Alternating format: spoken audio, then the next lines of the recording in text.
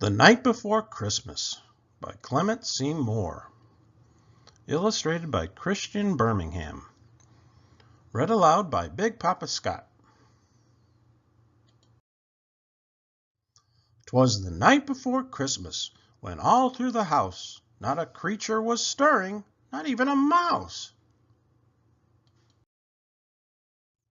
The stockings were hung by the chimney with care, in hopes that St. Nicholas soon would be there. The children were nestled all snug in their beds, while visions of sugar plums danced in their heads. And Mamma in her kerchief and I in my cap had just settled down for a long winter's nap.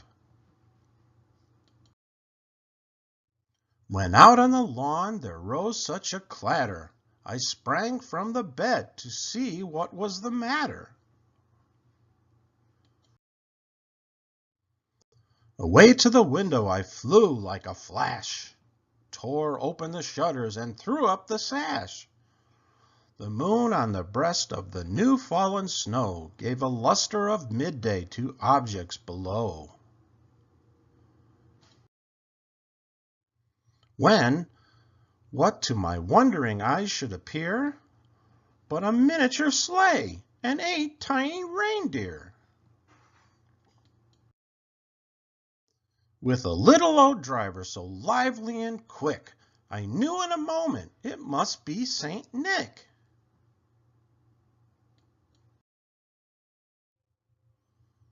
More rapid than eagles his coursers they came, and he whistled and shouted and called them by name.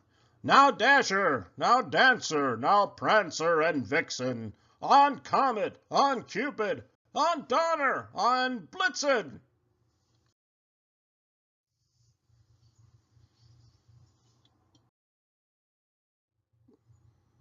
To the top of the porch, to the top of the wall, now dash away, dash away, dash away all. As dry leaves before the wild hurricane fly, when they meet with an obstacle mount to the sky. So up to the housetop the coursers they flew, with sleigh full of toys, and Saint Nicholas too. And then in a twinkling I heard on the roof the prancing and pawing of each little hoof. As I drew in my head and was turning around, down the chimney St. Nicholas came with a bound. He was dressed all in fur from his head to his foot, and his clothes were all tarnished with ashes and soot. A bundle of toys he had flung on his back, and he looked like a peddler just opening his pack. His eyes how they twinkled, his dimples how merry, his cheeks were like roses, his nose like a cherry. His droll little mouth was drawn up like a bow, and his beard on his chin was as white as the snow. The stump of a pipe he held tight in his teeth, and the smoke it encircled his head like a wreath. He had a broad face and a little round belly that shook when he laughed like a bowl full of jelly. He was chubby and plump, a right jolly old elf, and I laughed when I saw him in spite of myself.